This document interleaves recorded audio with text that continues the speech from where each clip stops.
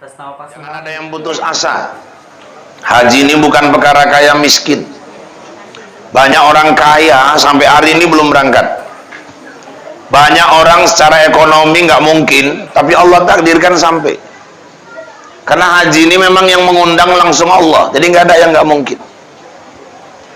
Yang di Mataram itu kakek-kakek tukang sapu itu 20 tahun ditabungnya hasil dia menyapu itu. Alhamdulillah 2016 berangkat, diliput TV One cerita kisah dia itu.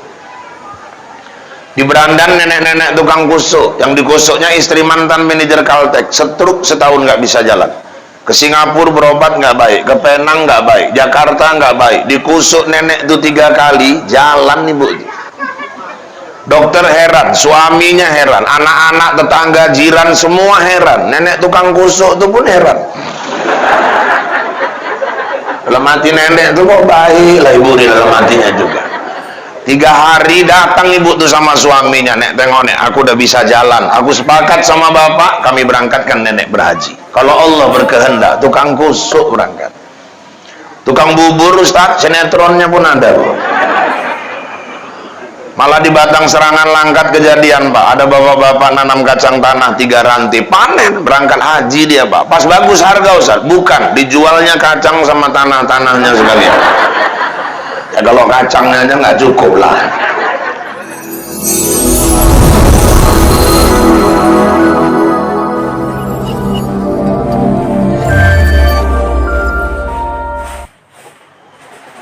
Ya.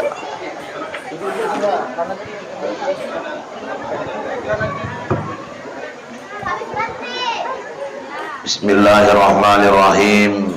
Assalamualaikum warahmatullahi wabarakatuh.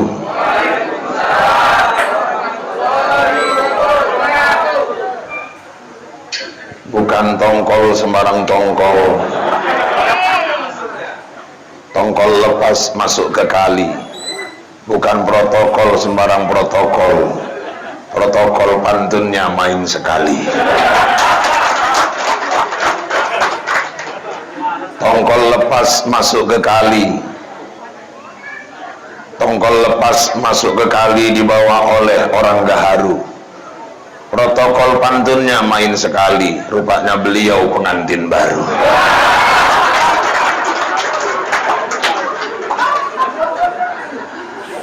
Tongkol dibawa orang gaharu. Oleh-oleh untuk ibunya.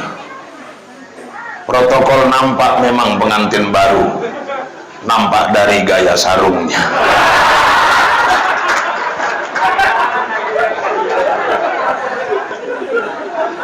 Tongkol lepas masuk ke kali. Ikan berenang-renang di dalam air. Walaupun protokol pantunnya main sekali, selesai acara belum tentu cair.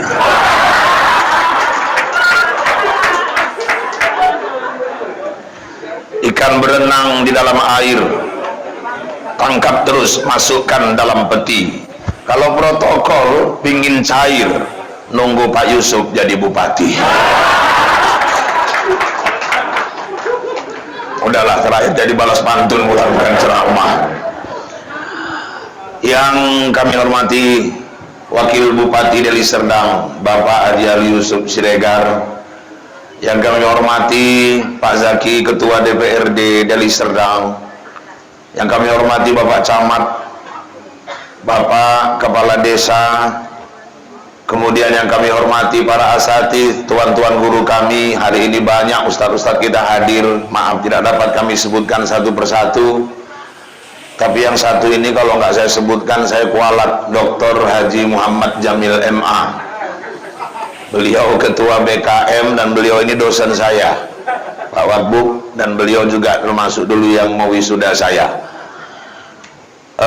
Cuman begitulah hidup, kalau dulu jadi pengajar, hari ini jadi pendengar. Yang kami hormati panitia pelaksana acara pada hari ini, bapak-bapak, ibu-ibu, orang-orang tua kami, adik-adik kami, pemuda-pemudi grup hadroh yang alhamdulillah telah memeriahkan acara kita ini dengan salawat-salawatnya. Hadirin wal hadirat rahimakumullah. Bersyukur tentunya kita kepada Allah Subhanahu wa taala di hari Ahad yang penuh berkah ini kita dapat hadir berkumpul dan bertatap muka dalam rangka menjemput nur ilahi di Masjid An-Nur untuk merayakan peringkatan Isra wal Mi'rajnya Nabi kita Muhammad sallallahu alaihi wasallam. Mudah-mudahan acara kita pada hari ini mendapat naungan rahmat dan ridha Allah Subhanahu wa taala. Salawat beriring salam mari kita hadiahkan kepada junjungan Nabi kita Muhammad sallallahu alaihi wasallam beserta keluarga, sahabat dan pengikut agamanya sekalian. Mudah-mudahan kelak di yaumil akhir beliau berkenan memberikan syafaatnya kepada kita semua. Amin. Amin ya rabbal alamin. Bapak Ibu yang dirahmati Allah, hari ini saya hanya ingin mengajak kita semua untuk mengkaji ayat yang merupakan dalil landasan yang selalu menjadi rujukan bagi para asatidz dalam mengkaji peristiwa Isra wal Mi'rajnya Nabi kita Muhammad sallallahu alaihi wasallam, yaitu surah Bani Israil ayat 1, di mana Allah berfirman, A'udzubillahi minasyaitonir rajim, subhanalladzi asra bi'abdihi lailan minal masjidil haram ilal masjidil aqsa. Maha suci Allah yang telah memperjalankan hambanya Muhammad dari Masjidil Haram di Mekah ke masjid yang sangat jauh, Masjidil Aqsa di Palestina. Satu pelajaran yang kita petik dari peristiwa dan ayat ini, Allah menyatakan bahwa Isra itu minal masjid ilal masjid, dari masjid ke masjid, bukan minal jabal ilal jabal, dari gunung ke gunung, bukan minal bait ilal bait, dari rumah ke rumah, tapi Allah nyatakan minal masjid ilal masjid, dari Masjidil Haram di Mekah ke Masjidil Aqsa di Palestina. Ada 3 masjid haram di muka bumi Allah ini. Yang pertama Masjidil Haram di Mekah, yang kedua Masjid Nabawi di Madinah, dan yang ketiga Masjidil Aqsa di Palestina. Kita berdoa, bermohon kepada Allah, mudah-mudahan sebelum Allah cabut nyawa kita, kita diizinkan menginjakkan kaki di 3 masjid yang mulia ini. Amin. Amin ya rabbal alamin. Alhamdulillah Pak Wabub, sekarang ini umroh sudah mulai berjalan kembali, mulai 8 Januari yang lalu. Kemarin awal-awal 8 Januari sampai awal Maret itu masih dengan prokes yang sangat ketat, baik di Indonesia maupun di Saudi. Ini kemarin alhamdulillah beberapa hari yang lalu pemerintah Saudi sudah mengumumkan mereka mencabut peraturan karantina, tidak ada lagi PCR, dan jarak jamaah di masjid juga sudah dicabut. Ini satu hal yang menggembirakan. Kalau enggak kemarin ibu-ibu, orang kalau mau umroh ya kita harus one gate, satu pintu, harus melalui Jakarta semua. Berarti Medan Jakarta antigen, cucuk hidung. Sampai di Jakarta menginap 1 malam, dan waktu sampai di Jakarta sehari sebelum berangkat PCR, cucuk hidung, cucuk kerongkongan. Waktu itu Medan berangkat ke Madinah, landing sampai di Madinah, PCR lagi, cucuk hidung, cucuk kerongkongan. Karantina, yang dia negatif 3 hari, yang positif 5 hari, sehari menjelang ke Mekah, PCR lagi, cucuk hidung, cucuk kerongkongan balik. Habis itu berangkat ke Mekah, sampai di Mekah, umroh, sehari menjelang pulang ke Medan, pulang ke Indonesia, PCR lagi balik, cucuk hidung, cucuk kerongkongan. Pulang sampai di Bandara Soekarno-Hatta, petugas sudah sambut, lagi-lagi cucuk hidung, cucuk kerongkongan. Menjelang pulang 1 hari setelah selesai karantina, kembali PCR. Saya hitung-hitung kemarin sampai 7 kali. Jemaah itu harus dites, cucuk hidung, cucuk kerongkongan. Inilah umroh dengan cobaan terbesar, umroh dengan biaya paling besar, umroh dengan pahala yang paling besar kalau sabar. Dan ini juga lah umroh yang jemaahnya pulang lubang hidungnya pun tambah besar. Tapi alhamdulillah Bapak Ibu, di Saudi sudah dicabut peraturan karantina itu. Sekarang kita masih mengikuti peraturan Indonesia, cuman masih one gate, masih melalui Jakarta. Kita harapkan mudah-mudahan ini makin kendor, dan kita harapkan jemaah haji kita bisa berangkat tahun ini. Karena nampaknya Kementerian Agama sudah mengayu-ayukan jemaah yang paspornya belum selesai, ayo segera selesaikan. Menteri Agama juga sudah mengajukan biaya haji ke DPR yang masih dikaji di DPR. Ada indikasi jemaah berangkat. Mudah-mudahan yang sudah pernah berangkat paling tidak bisa pergi lagi untuk berumroh ke sana. Bagi yang belum, mudah-mudahan bisa segera berangkat ke tanah suci. Amin ya rabbal alamin. Jangan ada yang putus asa. Haji ini bukan perkara kaya miskin. Banyak orang kaya sampai hari ini belum berangkat. Banyak orang secara ekonomi nggak mungkin, tapi Allah takdirkan sampai. Karena haji ini memang yang mengundang langsung Allah, jadi nggak ada yang nggak mungkin. Yang di Mataram itu kakek-kakek tukang sapu itu 20 tahun di tabungnya, hasil dia menyapu itu. Alhamdulillah 2016 berangkat, diliput TV One, cerita kisah dia itu. Di Berandan nenek-nenek tukang kusuk, yang dikusuknya istri mantan manajer Caltex, stroke setahun nggak bisa jalan. Ke Singapura berobat nggak baik, ke Penang nggak baik, Jakarta nggak baik, dikusuk nenek itu 3 kali, jalan ibu. Dokter heran, suaminya heran, anak-anak, tetangga, jiran semua heran, nenek tukang kusuk itu pun heran. Dalam hati nenek itu kok baik lah ibu di dalam hatinya juga. 3 hari datang ibu tuh sama suaminya, nek tengok nek, aku udah bisa jalan, aku sepakat sama bapak, kami berangkatkan nenek berhaji. Kalau Allah berkehendak, tukang kusuk berangkat. Tukang bubur Ustaz, sinetronnya pun ada. Malah di Batang Serangan Langkat kejadian Pak, ada bapak-bapak nanam kacang tanah 3 ranti, panen, berangkat haji dia Pak. Pas bagus harga Ustaz, bukan, dijualnya kacang sama tanah-tanahnya sekalian. Ya kalau kacangnya aja nggak cukup lah.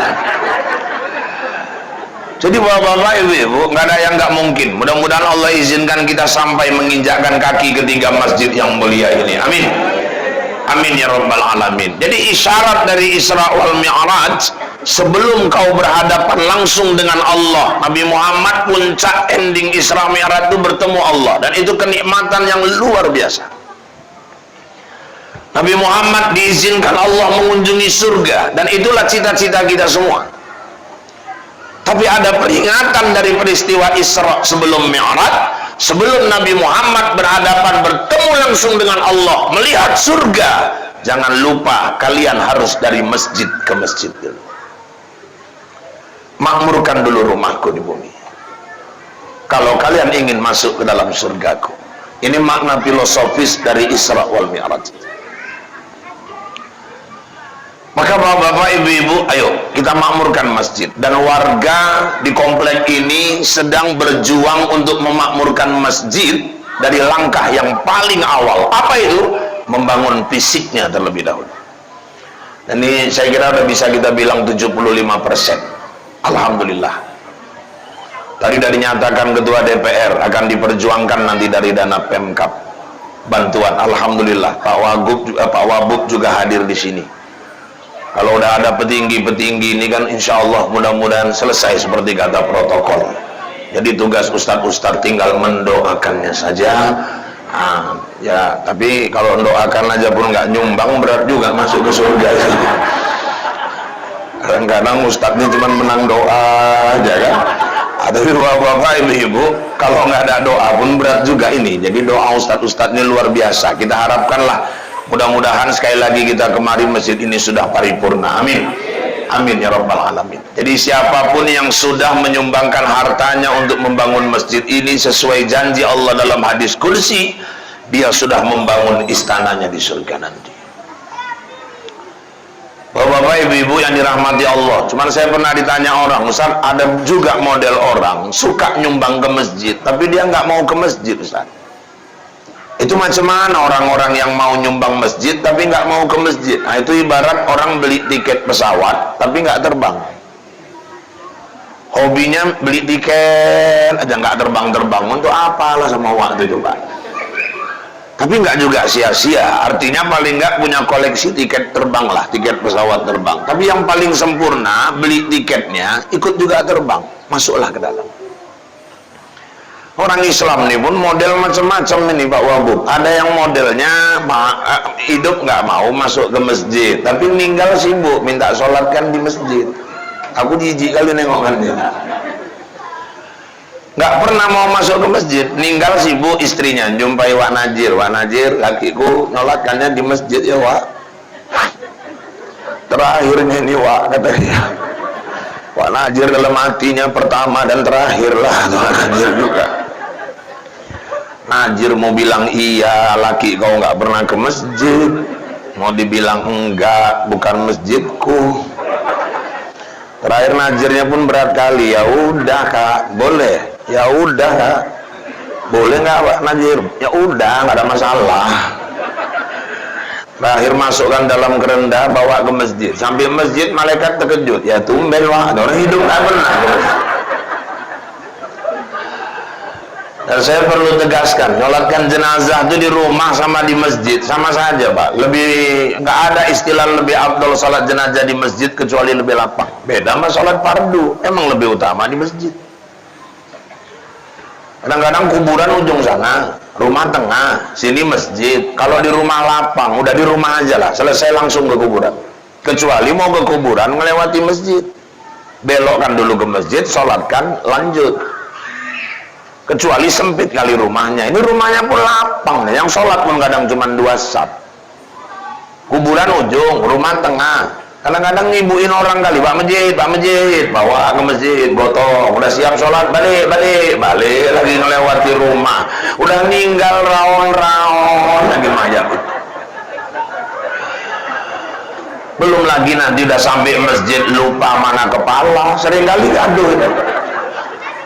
Ini yang mana tadi kepalanya ini? Kurasa yang ini tadi Wak, kurasa kepala utama ini kurasa. Loh, kenapa rupanya Wak? Jangan kurasa, salah mau tanggung jawab kau. Apa masalah Wak? Ini imam berdiri dekat kepala, jangan kurasa. Ya aku nggak tahu Wak, nggak tahu jangan ikut cakap. Ya tanyalah sama yang masukkan ke keranda Wak. Siapa tadi yang masukkan? Kami Wak. Mana kepala? Ya urusan yang ngangkat lah Wak, mana urusan kami lagi. Siapa yang angkat? Kami Wak. Mana kepala? Nggak ada dikasih tahu tadi Wak. Angkat aja. Gila lah kalian ini semua. Kenapa? Ini laki-laki, imam berdiri dekat kepala. Kalau salah siapa tanggung jawab? Udah intip aja Wak. Intip macam mana? Daripada salah kita semua. Bilalnya pun nekat diintip. Mayat negor, mata lah ya ada mayatnya juga.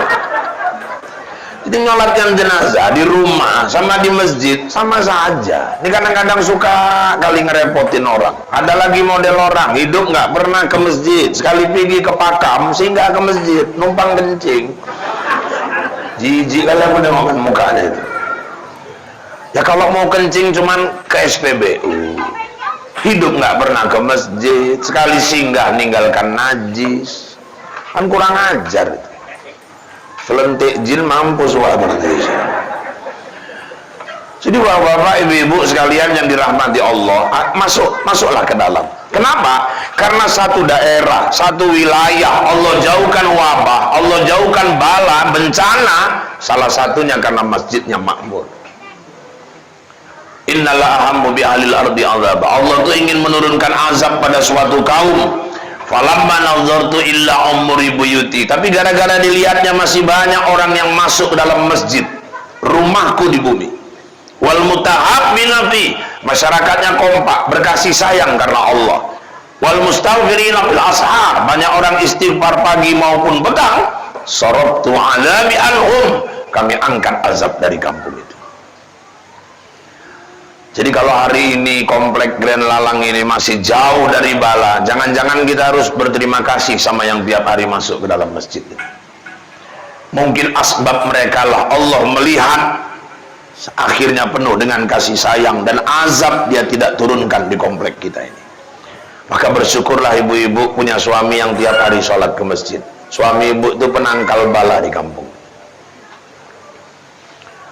Lakiku bukan lagi tiap hari ke masjid, Ustaz, dia yang tiap hari azan di masjid. Oh, itu lagi luar biasa itu.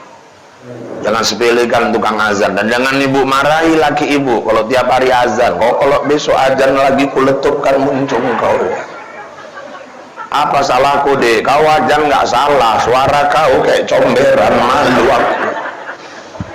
Kadang-kadang yang kayak comberan itu pula yang mau azan, yang suaranya cantik nggak mau ke masjid. Rasulullah waktu Mi'raj dia berkunjung ke surga, Masya Allah, apa kata Nabi? Ku dengar suara telapak sandal Bilal bin Rabah di dalam surga. Orangnya masih di bumi, suara sandalnya sudah sampai ke surga. Loh, kok Rasul tahu tanda suara telapak sandal Bilal? Rumah Nabi dengan Masjid Nabawi bersebelahan. Sekarang sudah di dalam Masjid Nabawi.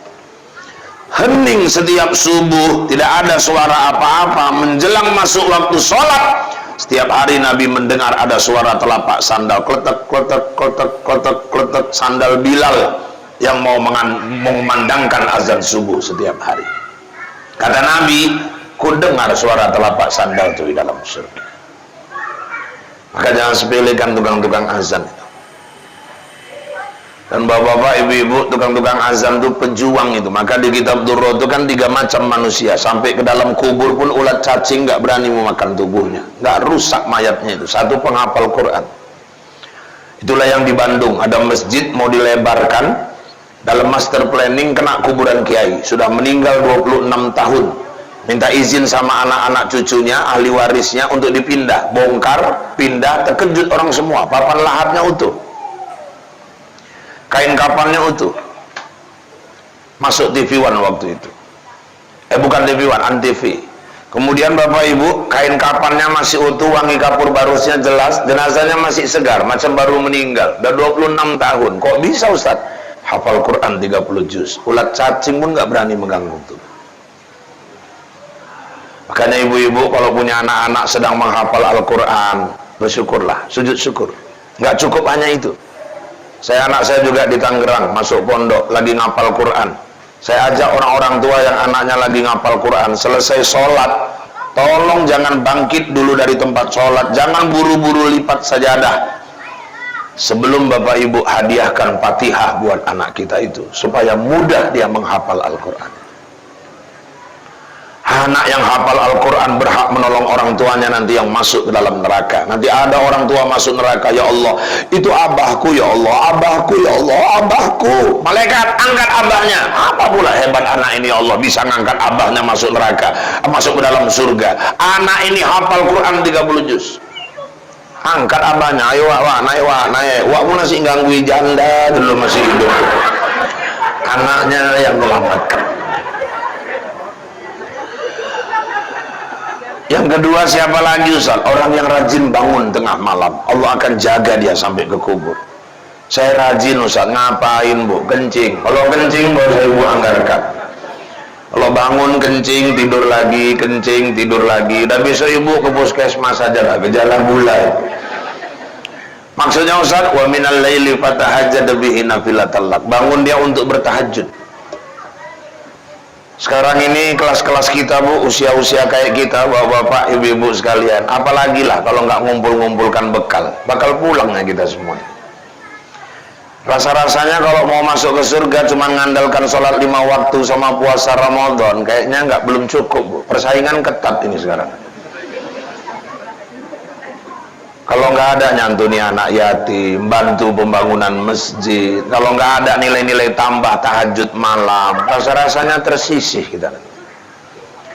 Apalagi bisa tahajud sama suami malam. Saya udah mulai juga Bu, walaupun nggak rutin-rutin kali, tapi udah mulai menjadwal juga sama Anjeli. Ya Rahul kan bininya Anjeli gitu. Nikmat kali rupanya sholat tahajud sama pasangan itu, ya Allah. Kadang dia yang bangunkan, kadang saya yang bangunkan. Ya memang harus sabar Bu, kalau laki ibu belum mau, pelan-pelan ibu bangunkannya, malam dibelai kepalanya, bang tahajud ya bang, tahajud, tahajud. Udah aku coba, aku belai Ustaz, makin nyenyak tidur kawan Ustaz. Ya sambil dijambak-jambakkan sedikit kepalanya itu. Nah, ayo tahajud. Udah, ayo bangun. Ibu sabar. Kalau belum bangun juga ke belakang aja, ambil aja wudhu. Jangan dilap ini air wudhunya, biarkan dia basah. Percikkan ke wajah suami itu, bang. Ayo bang, tahajud bang, tahajud. Berkah tuh air wudhu tuh kita percikkan ke wajah. Belum bangun juga, sabar. Pakai dulu telekung, pakai sarungnya, baru ajak lagi dia bangun tahajud. Kalau belum juga bangun, baru ibu ambil kursi. Pukulkan Ustaz, jangan, kasus ibu nanti. Taruh aja di sebelahnya, pakai telekung, ibu duduk di sebelahnya, bacakan Yasin. Pasti bangun itu, insya Allah. Apalagi sambil nangis sikit ibu, Yasin wal Qur'anil Hakim, ku jamin lompat lagi ibu itu langsung. Ambil lompat pun ditepukkan yang muka ibu. Pingin kali janda kau udah ya, kata dia juga. Jadi ibu-ibu yang dirahmati Allah, tahajud. Yang ketiga siapa lagi Ustaz? Orang-orang yang mengumandangkan azan, muazzin. Itu orang-orang yang dijaga Allah sampai ke dalam kubur. Saya ceramah gini di berandan, ada yang tunjuk tangan, maaf Ustaz, ya tukang azan disayang Allah, insya Allah kalau dia ikhlas. Tukang komat, kata dia. Jadi buku tuh nggak ada bahas tukang komat lah, yang dibahas tukang azan. Aku tiap hari komat Ustaz, tapi nggak azan. Ya, tapi buku tuh membahas tukang azan, nggak ada bahas tukang komat. Jadi tukang komat nih kayak mana nih, biar jelas, kata dia. Aku tengok lama-lama merajuk pula, wah. Daripada dia nggak komat lagi, aku rasa wah busuk separuh lah. Aku bilang juga nama dia. Jadi bapak-bapak, ibu-ibu, mulia tukang-tukang azan itu. Ya jangan gara-gara saya ceramah gini besok jam 4 udah antri mau rebutan azan. Yang pertama datang dikantongi waktu mic-nya, kehilangan mic satu masjid semua. Azan ini kalau belum biasa pun nanti geger juga orang satu komplek. Belajar dulu Pak, jangan tiba-tiba megang mic nanti buat kejutan. Dibantai waktu pula, Allahu Akbar, lompat orang semua. Muazzin, tukang-tukang azan, ini kekasih-kekasih Allah. Dan itu pejuang tuh tukang azan. Subuh, Senin azan, yang datang 5 orang, kapok? Enggak, Selasa azan lagi. Coba itu. Hujan hari Selasa, Rabu tetap azan lagi. Malah diganti-gantinya lagunya, biar semangat orang ke masjid. Senin bawanya lagu model TPI itu, televisi TPI itu. Allahu Akbar,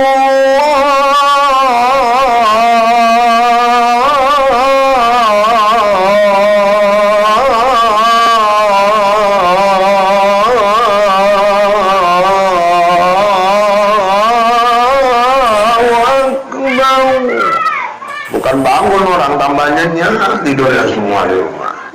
Enak kali maknanya, malah membentuk pulau-pulau di bantal-bantal itu.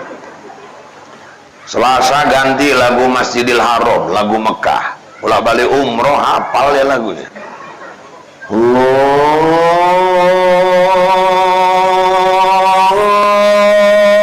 Akbar,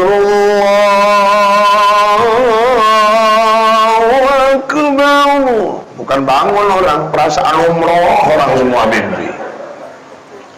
Nggak ada yang bangun, perasaan di Mekah semua. Hari Rabu dibantainya lagu azan Tanjung Bali. Tanjung Bali pun ngayak lagu kan jago-jago itu. Cuman kebanyakan variasi, belok azannya. Terakhir salah azannya, lari lagunya. Hayya 'alas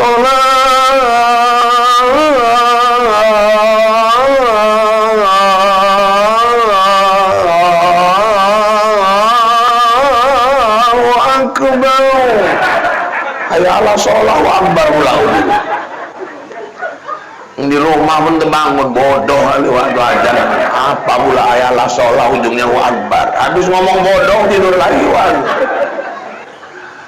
Kamis kumat sesak napas kawan tadi. Tapi namanya pejuang walaupun sesak dibantinya juga azan. Terakhir 3 kali sambung napas. Allahu Akbar,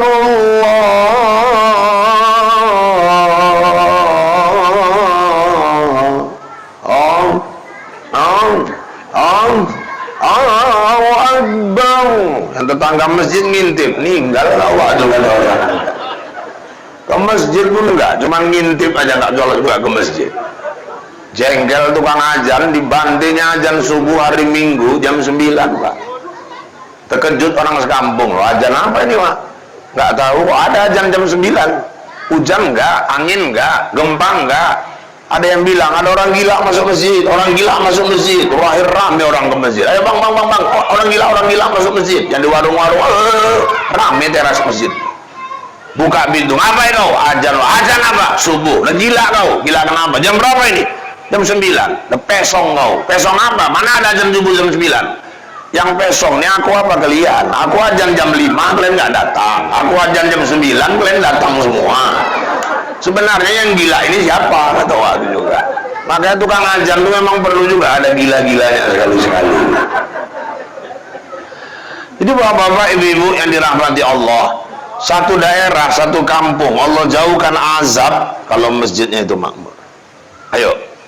Tapi kami perempuan kan lebih disuruh sholat di rumah, Ustaz. Aisyah mencontohkan begitu. Tapi bukan berarti wanita nggak boleh ke masjid. Kalau izin suami, kedatangan ke masjid tidak mendatangkan fitnah, sambil nuntun anak-anak biar cinta masjid, bawa, silahkan masuk ke masjid. Tapi kalau kami di rumah aja, Ustaz, boleh. Tapi ibu tetap harus ikut makmurkan masjid. Gimana caranya, Ustaz? Dorong suami supaya ke masjid. Mainkan peran dakwah ibu.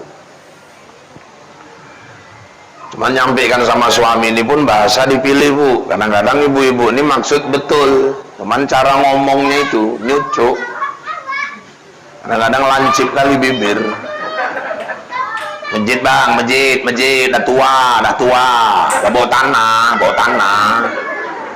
Tobat, kau tuh tinggal nunggu, kalau nggak Senin Kamis.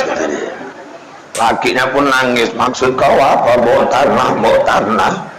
Mentang-mentang gulaku 600, bisalah kau cakap. Orang nggak punya malu kenapa? Itu tetangga itu tiap hari ke masjid. Siapa tetangga? Itu waleman tiap hari ke masjid. Ya udah kau kawin sama waleman. Maksud betul, cara nyampaikan salah pun nggak masuk itu, Bu. Maka Pak Wabub, saya kalau diundang-undang orang, kadang-kadang panitia itu pesan dia, Pak Ustadz, ini BKM-nya nggak jelas ini, hajar nanti Ustadz. Kadang-kadang nanti, itu kadesnya nggak beres tuh Ustadz, nanti sikat aja Ustadz dalam ceramah. Saya iya-iyakan aja, tapi nggak pernah saya jalankan. Kenapa? Bagi saya dakwah itu bukan mukuli orang, ngerangkul orang dakwah. Sekarang umatnya udah capek dipukuli. Orang tuh butuh solusi hidup, orang tuh butuh bagaimana mencari ketenangan hidup. Bukan kita datang, kita hajar orang, kita bantai perasaannya, kita pukul perasaannya. Udahlah, minyak makan mahal, harga tomat mahal, cabai mahal. Ustadz ini datang bukan menyelesaikan masalah, nyari masalah pula. Pulang bocor Bang Ustadz itu.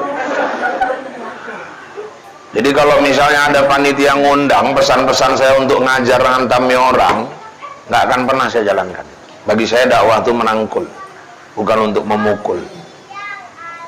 Itu konsep hari ini kita berdakwah. Maka bahasa dipilih. Baru-barunya ada ustadz ceramah di Setabat, terlalu keras. Apa dia bilang? Perokok tidak akan masuk surga. Akan keras sekali itu. Dibilangnya perokok tidak akan masuk surga, sampai 2 kali diulangi. Orang terdiam semua, yang ngerokok pun agak turun ke belakang gitu. Sampai 3 kali, Bu, perokok tidak akan masuk surga. Ada yang nggak tahan, tersinggung. Apa dalilnya Ustaz? Jangan asal cakap, kiai-kiai di Jawa banyak ngerokok, kata dia. Kita pakai dalil nakli, ada dalil akli. Yang kita sesuaikan dalil akli. Di surga itu Bang nggak ada api. Kalau abang di akhirat mau ngerokok, abang ngambil apinya masuk ke neraka dulu, katanya. Diam orang semua, iya pula dalam hati orang. Tapi kan keras sekali ceramah kayak gitu. Itu Medan, aku cuma nyeritain aja, bukan aku. Sama kayak di Binjai juga, ada ustadz ceramah. Ada beberapa syarat orang wajib sholat. Pertama Islam, kedua baligh, ketiga berakal. Yang nggak Islam nggak usah sholat, nggak apa-apa. Yang belum baligh cuma dianjurkan, belum diwajibkan. Yang ketiga, yang disuruh sholat yang berakal. Orang gila nggak wajib sholat. Jadi kalau ada yang merasa dia waras, sholat. Kalau merasa gila, silahkan tinggalkan sholat. Jadi kalau ada orang sengaja meninggalkan sholat, dia berarti merasa dirinya gila. Kalau ada suami tidur sama istri yang nggak sholat, suami itu tidur sama orang gila. Kalau ada istri tidur sama suami yang nggak sholat, istrinya tidur sama orang gila. Kalau dua-dua nggak sholat, Ustadz, dua orang gila tidur bersama malam itu. Terlalu keras. Ini Ustadz Medan, aku kan cuma nyeritain aja gitu. Jadi bapak-bapak, ibu-ibu, dakwah ini bagaimana menarik. Ibu pun jangan terlalu keras. Masjid lah bang, kapan lagi mau ngasih contoh sama anak-anak? Kita udah makin tua, bencana di mana-mana. Aku kalau nengok abang ke masjid pakai koko, pakai sarung, dingin kali rasaku di sini. Bangga kali aku jadi binimu bang. Kayaknya gagah kali aku tengok kalau pakai sarung itu ke masjid. Abang mau sarung apa tinggal pilihlah, mau gajah duduk, nongging, telungkup, udah aku sediakan semua. Ucap mangga, bacang, kueni ada semua di belakang.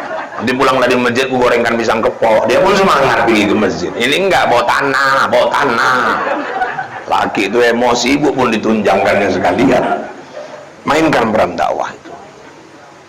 Dan bapak-bapak, ibu-ibu, hari ini di mana-mana konsep memakmurkan masjid.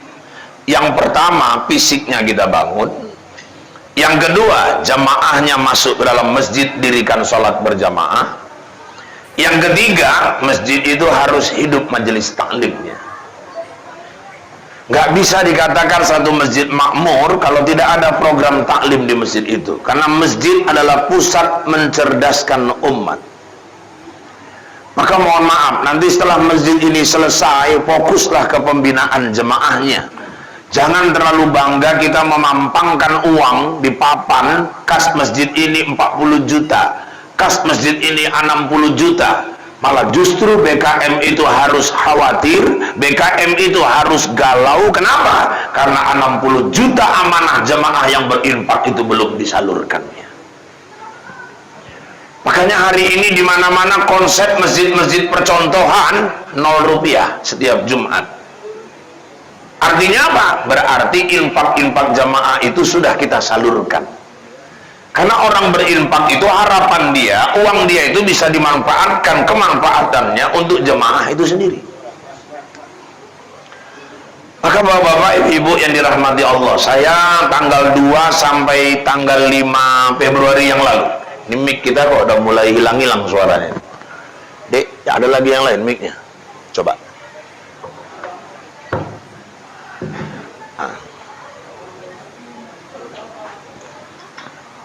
Iya. Habis Pak. Iya. Satu. Mic ini pun tahu juga dia, nampak kopi hilang suaranya.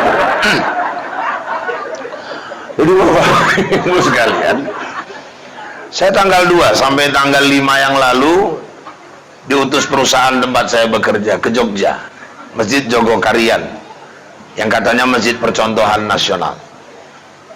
Saya sampai ke masjid itu, mohon maaf, secara fisik, bapak-bapak, ibu-ibu, gak ada yang membuat saya terkesan. Kenapa? Mungkin lebih cantik masjid ini nanti kalau sudah selesai. Biasa saja bangunan masjid. Tapi bapak-bapak, ibu-ibu, setelah kami bertemu dengan takmirnya, itu di lemari, di apa namanya, ada semacam lemari gantung di luar masjid itu piagam, plakat, penghargaan orang luar biasa banyaknya berjejer. Saya minta satu sesi bertemu dengan takmirnya, dengan pimpinannya. Setelah sholat Jumat kami ketemu tanggal 4 Februari itu, ngobrol dengan beliau di situ. Ternyata Bapak Ibu, konsep mereka memakmurkan masjid itu sudah konsep sekian puluh tahun yang lalu. Sekarang konsep masjid mereka adalah masjid memakmurkan jemaahnya. Bukan lagi jemaahnya memakmurkan masjid, tapi masjid memakmurkan jemaahnya. Mereka punya infak Pak, 1 minggu 120 juta. Kota infak mereka, ada kota infak bencana, ada kota infak taklim, pengajian, ada kota infak beras, ada kota infak fakir miskin, ada kota infak masjid. Kota infaknya entah berapa macam. Dan satu lagi, mereka punya semacam apa namanya ya, web khusus untuk masjid, dan di situ ada rekeningnya. Ternyata yang masuk ke kotak dan masuk ke rekening jauh lebih banyak yang masuk ke rekening. Dan Bapak Ibu, saya tanya, gimana ini rahasianya Kiai? Kok bisa satu minggu dapat 120 juta? Jalankan saja, niatkan menjalankan masjid ini karena Allah. Allah yang akan memurahkan rezeki kita. Jaga kepercayaan umat. Kalau orang sudah percaya, program apapun kita tawarkan untuk masjid, ada saja donasi masuk ke dalam masjid itu. Kenapa? Karena orang sudah percaya dengan pengelola. Cemana cara membangun kepercayaan itu Kiai? Saya bilang, oh nggak bisa, itu hidayah Allah. Ya cuman kiatnya Kiai, kalau untuk kita tugasnya jalankan saja dengan jujur, ikhlas, jangan ada niat apapun, apalagi mencari keuntungan dari masjid. Niatkan untuk menjalankan masjid sesuai sunnah, insya Allah Allah murahkan rezeki kita. Jadi satu hari Pak, mereka kan punya program itu di kampung itu, mereka punya database. Database-nya itu fakir berapa, miskin berapa, agnia orang-orang kaya berapa di desa itu. Udah, jamaah yang sudah mau ke masjid berapa, jamaah yang belum mau ke masjid berapa. Mereka punya tim seksi dakwah, ini macam jamaah tabligh yang belum mau ke masjid. Tiap habis maghrib mereka silaturahmi, datang ke rumah-rumah, menarik mereka masuk ke masjid. Setiap setahun dievaluasi, berapa yang udah mau ke masjid, berapa yang belum. Kemudian bapak-bapak, ibu-ibu, mereka punya ATM beras. Itu yang database orang-orang miskin itu, mereka semua punya ATM. Per 10 hari sekali mereka datang ke ATM, tempelkan kartu, keluar beras di bawah. Yang buat ATM-nya orang ITB. Saya dengar di Medan Masjid Setiabudi komplek, kabarnya itu sudah ada juga di sana. Jadi bapak-bapak, ibu-ibu, satu hari dari mana sumber berasnya? Kalau dari infak kota, infak beras nggak cukup Pak. Satu hari mereka dana kas masjid besar, mereka beli sawah sama seseorang. Sudah, waktu di notarisnya tanya, ini atas nama siapa Pak? Masjid Jogokarian. Yang jual heran, maksudnya gimana Pak, kok Masjid Jogokarian? Kan bukan Kiai yang beli, bukan, ini harta masjid. Maksudnya masjid membeli lahan ini supaya nanti setiap panen bisa memenuhi kebutuhan beras-beras jemaah kami, orang-orang yang kesusahan. Oh, jadi ini untuk masjid Ustaz? Iya. Untuk orang-orang miskin? Iya. Udah, saya gratiskan aja, saya wakafkan sawah ini untuk masjid. Masya Allah, nggak jadi keluar uang. Jadi bapak-bapak, ibu-ibu sekalian, mereka punya rumah sakit, jamaah gratis berobat, dokter 24 jam jaga. Anak-anak orang-orang yang susah mereka sekolahkan dari kas masjid itu. Akhirnya masjid yang memakmurkan jemaahnya. Bukan lagi jemaah yang berpikir memakmurkan masjid, tapi karena masjid sudah memakmurkan jemaahnya, jemaahnya nggak ke masjid malu. Kenapa? Karena kehidupan mereka ditopang masjid, karena anak-anak mereka disekolahkan oleh masjid. Sholat Jumat saya di sana disediakan 3.000 kotak nasi selesai Jumat. Yang mengadakan masjid, bukan sumbangan dari orang. Habis Pak. Kami sibuk foto, ngambil dokumentasi, udah siap, hilang kotak, saya udah nggak ada lagi. Tengok-tengokan aku sama kawan, gimana cara kita ini? Udah tahankanlah puasa dulu, Ustaz. Mau nasi gila foto aja dari tadi. Aku pula terakhir dimarahi orang itu. Jadi bapak-bapak, ibu-ibu, bagaimana ke depan masjid bukan cuma dimakmurkan oleh jemaahnya, tapi masjid memakmurkan jemaah. Nah, oleh karena itu bapak-bapak, ibu-ibu yang dirahmati Allah, ini amanah. Ayo bagaimana ini kita selesaikan ke depan, ini masjid bisa menjadi percontohan di Deli Serdang ini. Amin. Amin ya rabbal alamin. Udah, kemudian yang kedua, satu masyarakat dijauhkan dari azab, dari bala, apalagi Ustaz, wal mutahabbina fi. Masyarakatnya berkasih sayang karena Allah. Dek, silaturahimnya bagus. Ya, tes, nggak suka gontok-gontokan. Ini yang merusak silaturahim ini apa Ustaz? Satu, karena suka kali mencari salah orang, tapi lupa melihat kelemahan diri sendiri. Gajah di pelupuk mata nggak kelihatan, semut di seberang lautan nampak.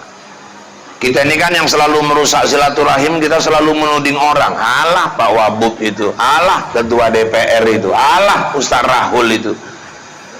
Satu jari kita tunjuk ke orang, yang 4 ini kemana? Balik ke badan sendiri. Jadi kalau kita tuding orang tuh nggak beres, kita 4 kali lebih nggak beres dari yang kita tunjuk. Maka mulai besok jangan tanggung-tanggung, Pak, nggak beres kali waktu langsung aja 5 jari. Terus apalagi Ustaz yang merusak silaturahim ini? Satu lagi, iri dengki. Iri dengki ini biasa menghasilkan S4, senang lihat orang susah, susah lihat orang senang. Senang lihat orang susah, susah lihat orang senang. Tetangga beli kompor gas, dia yang kepanasan. Tetangga beli kulkas, gigil kedinginan. Tetangga naik haji, dia yang naik tensi. Tetangga beli kereta baru, ngelus dada. Duit dari mana itu? Ada ngangsurnya itu, ngangsur. Kalau kontan nggak mungkin, Dari mana duitnya? Orang yang beli kereta ngangsur bayar sendiri, kok dia yang pedih. Tahu-tahu Selasa beli kursi baru Jepara, jantungnya kumat, opname di rumah sakit. Tetangga ngerehab rumah, stroke, mati sebelah badan. Dengar kabar pula ibu ngawinkan anak dia, menantunya kapten. Innalillahi wa inna ilaihi rajiun. Orang yang kaya dia pula yang meninggal. Kalau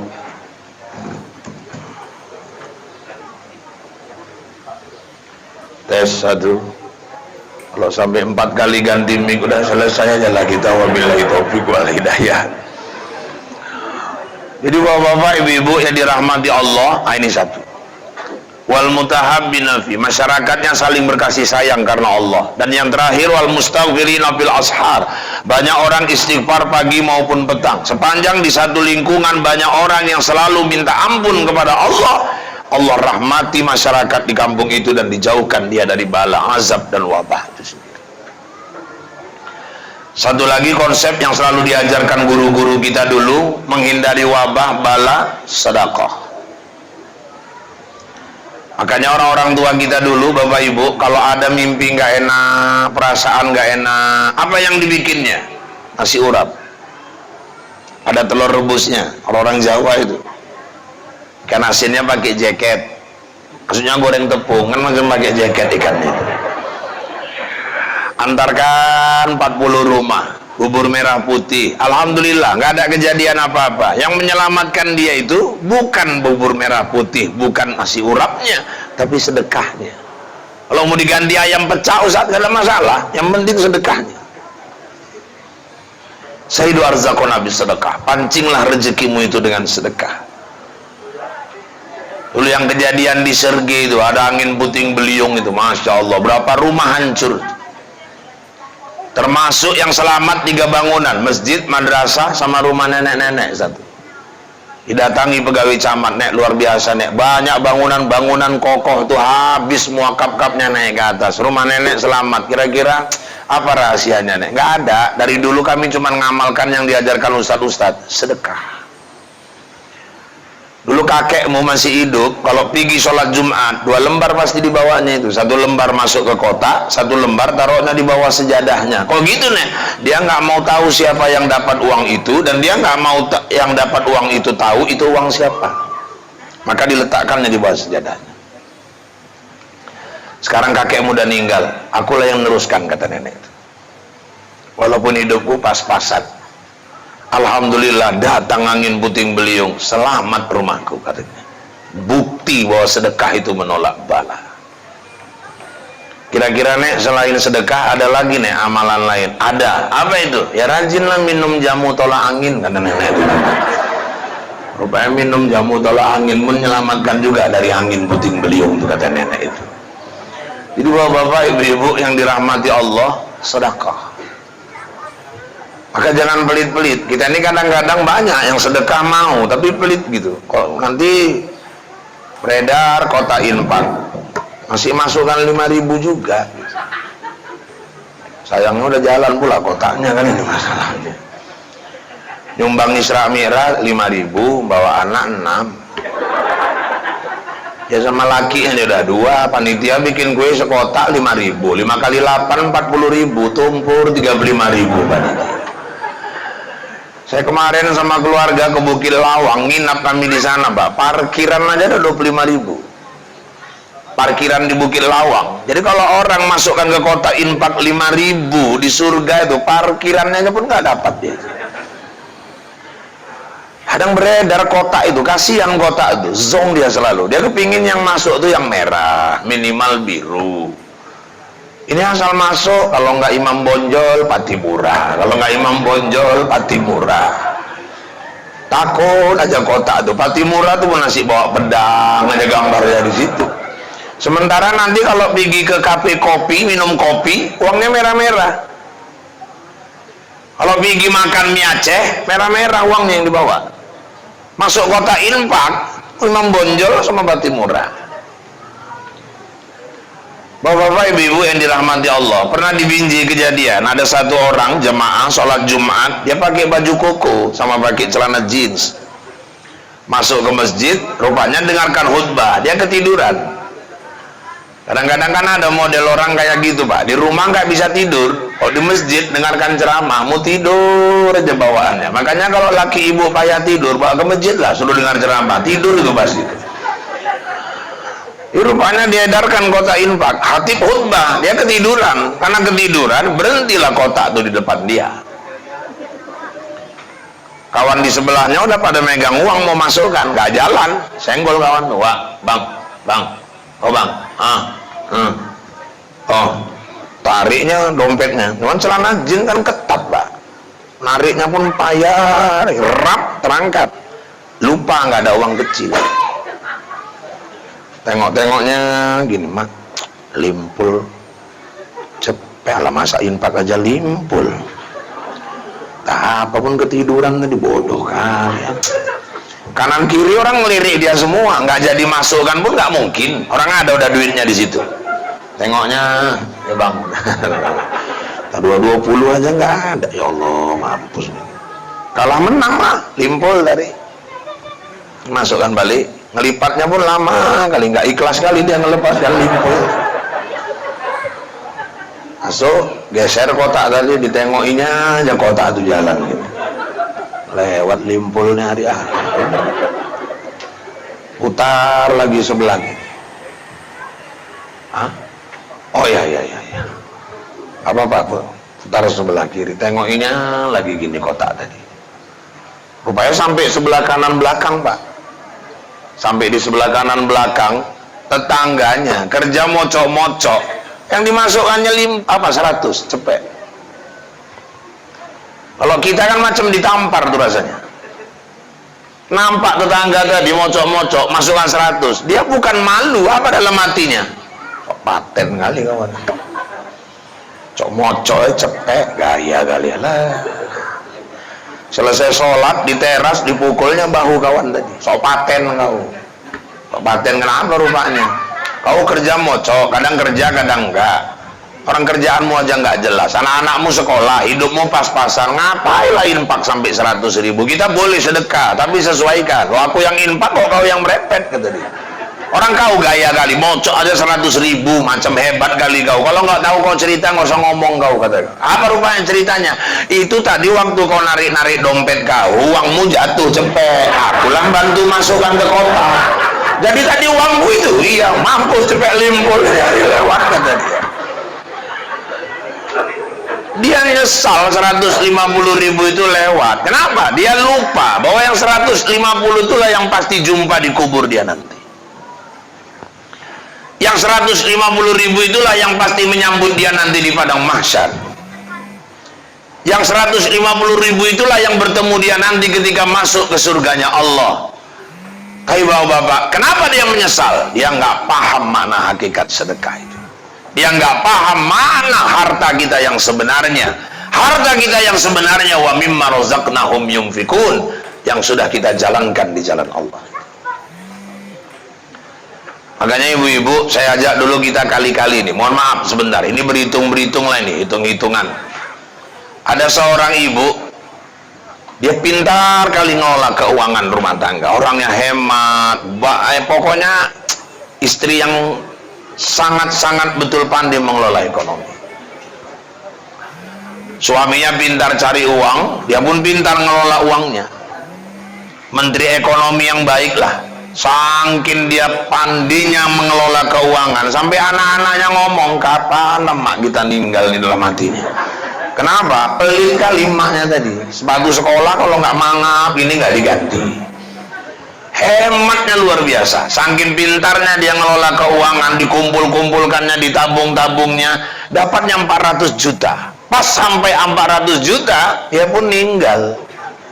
Pertanyaannya, untuk siapa yang 400 juta dikumpul-kumpulkan itu?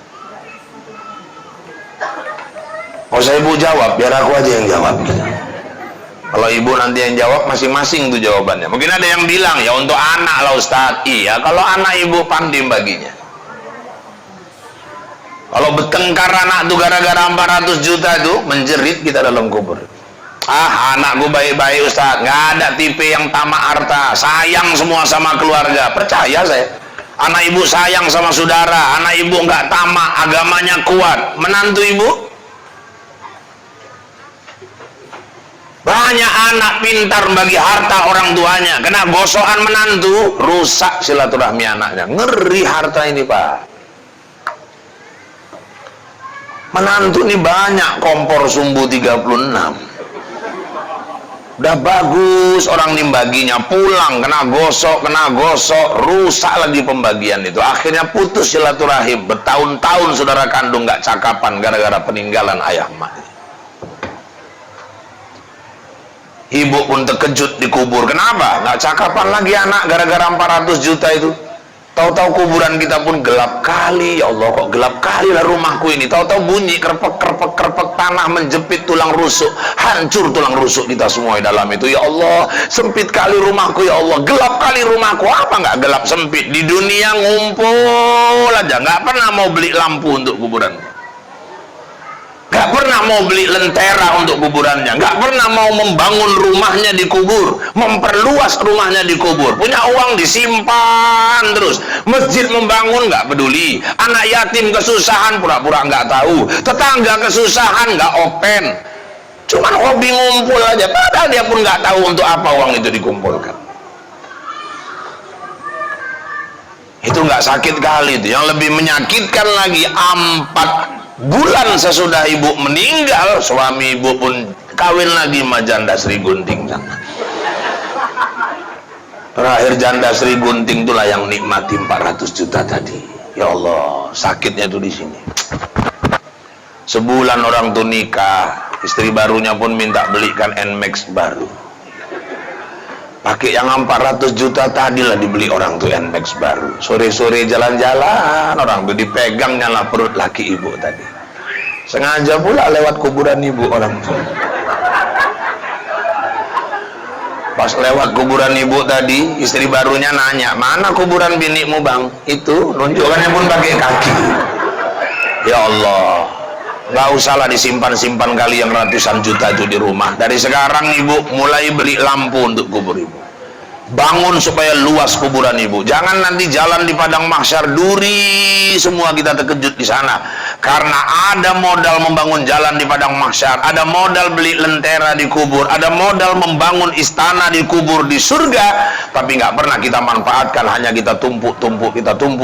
Cukup anak beri ilmu, insya Allah dengan ilmu itu dia bisa mencari harta. Tapi kalau ibu fokus meninggalkan harta, siap-siaplah menjerit kita di dalam kubur. Belum tentu anak-anak kita dengan benar membagi harta yang kita tinggalkan itu. Bapak-bapak, ibu-ibu sekalian yang dirahmati Allah. Oleh karena itu, hakikat Isra Mi'raj, ending utamanya pertemuan Rasul dengan Allah, dan itu kenikmatan yang luar biasa. Siapapun yang ingin bertemu dengan dia di dunia, rajin-rajinlah masuk ke dalam rumahnya. Ingatlah dia di dalam rumahnya. Sujudlah kita di dalam rumahnya. Kemudian Bapak Ibu, perbanyaklah kita bersilaturahim dengan jiran, dengan siapapun. Hablum minan nas kita jaga. Perbanyak istighfar mohon ampun dan perbanyak sedekah. Mudah-mudahan kita akan dipertemukan dan berkumpul semuanya di dalam surganya Allah Subhanahu wa taala. Wasiqal ladzina taqaw rabbahum ilal jannati zumara. Kita ingin siapapun panitia-panitia masjid, warga yang sudah bantu masjid ini masuk ke surga digiring Allah berbondong-bondong. Masya Allah. Ayo giliran Lalang Grand, ayo masuk. Rap Allah di depan Ustadz Jamil mimpin. surga, surga, surga. Jemaah lain di belakang, ya Allah, jangan ada yang transit lah. Satu hari di neraka itu sama dengan 1000 tahun di dunia. Sehari pun jangan, sedetik pun jangan di neraka itu. Itu neraka, memang neraka namanya Ustaz ya. Kalau nggak mau pakai bahasa neraka, kita ganti wisata api panas. Kalau bisa jangan ada yang transit, langsung aja nih depan. Rombongan komplek masuk semua, ayo pimpin Ustaz Jamil. Sampai masuk ke dalam surga terkejut semua. Loh Sarahul kok nggak nampak ya Wak, kata orang itu. Nanti neraka woi, kata orang itu juga. Udah seburuk sangka Bapak kalau saya di neraka. Saya sama Pak Ali Yusuf sama Pak Jaki, kami di VIP-nya di surga itu. Ya orang awam doakan beliau yang nyairkan untuk masjid, ya kan, ya wajarlah kami di VIP-nya. Jadi bapak-bapak, ibu-ibu yang dirahmati Allah, mudah-mudahan Isra Mi'raj ini dapat memberikan satu makna tersendiri bagi kita untuk menyadarkan kita bahwa kita semua akan pulang menghadap Allah dan pulang masuk ke surganya Allah. Salah satunya dengan mencintai masjid kita yang ada. Ini saja barangkali yang dapat saya sampaikan. Kalau dirasakan kata-kata saya kasar, saya memang makhluk kasar, bukan makhluk halus. Dan seandainya ada kata-kata yang kurang berkenan, saya manusia biasa, bukan makhluk luar angkasa. Kalau dirasakan kata-kata saya menyinggung perasaan, itu pertanda Bapak Ibu masih punya perasaan. Kalaupun masih kurang, ya nanti kapan diundang, saya siap datang lagi. Yang penting cocok, ya, asal cocok, insya Allah kita datang lagi. Ya memang mau dihabiskan lah nih, karena udah yang keempat ini. Ini konsep ke depan saya bilang juga sama kawan-kawan ustadz, karena beberapa kali kejadian kayak gini. Kalau bisa ke depan nanti ustadz-ustadz ini pun di mobil bawa mic masing-masing lah. Nah, jadi kalau ada kendala tinggal keluarkan aja mic tuh masing-masing. Jadi bapak-bapak, ibu-ibu, sebenarnya bukan masalahnya mic ini. Makanya kenapa kok bolak-balik habis suaranya hilang, itu menunjukkan bahwa keuangan masjid ini memang sudah agak berat. Nah, supaya Pak DPR sama Pak Wabub tahu kondisi masjid ini yang sebenarnya. Baiklah bapak-bapak, udah hilang lagi. Buah durian, buah kedondong, sekian dulu dong. Burung irian, burung cendrawasih. Cukup sekian dan terima kasih. Kue bangkit si kue loyang, kacang tojin si kue bawang, itulah kue-kue hari raya Idul Fitri. Saya kembali ke Bombay. Wabillahi taufiq wal hidayah. Assalamualaikum warahmatullahi wabarakatuh. A'udzu billahi minasyaitonir rajim. Bismillahirrahmanirrahim. Alhamdulillahirabbil alamin. Wassalatu wassalamu ala sayyidina Muhammadin wa ala alihi wa ashabihi ajma'in. Allahumma inna nas'aluka ilman nafi'a wa rizqan wasi'a wa halalan tayyiba wa amalan mutaqabbala birahmatika ya arhamar rahimin. Allahumma anzilir rahmah wal maghfirah wat taufiq wal hidayah wal barakah was sihhata was salamata alaina birahmatika ya arhamar rahimin. Allahumma habbib ilainal iman وزينه في قلوبنا وكره إلينا الكفر والفسوق والعصيان واجعلنا من الراشدين. اللهم أصلح لنا ديننا الذي هو عصمة أمرنا وأصلح لنا دنيانا التي فيها معاصنا وأصلح لنا آخرة لنا فيها معادنا واجعل الحياة زيادة لنا في كل خير واجعل الموت راحة لنا من كل شر برحمتك يا أرحم الراحمين. اللهم بارك لنا في شعبان وبلغنا رمضان. اللهم أعنا على ذكرك وشكرك وحسن عبادتك. اللهم نور قلوبنا بنور القرآن ونور قلوبنا بنور التوفيق والهداية ونور قلوبنا بنور نبينا محمد صلى الله عليه وسلم. ربنا آمنا بما أنزلت واتبعنا الرسول فاكتبنا مع الشاهدين. ربنا أفرغ علينا صبرا وثبت أقدامنا وانصرنا على القوم الكافرين. ربنا ظلمنا أنفسنا وإن لم تغفر لنا وترحمنا لنكونن من الخاسرين. ربنا آتنا في الدنيا حسنة وفي الآخرة حسنة وقنا عذاب النار. وصلى الله وسلم عليه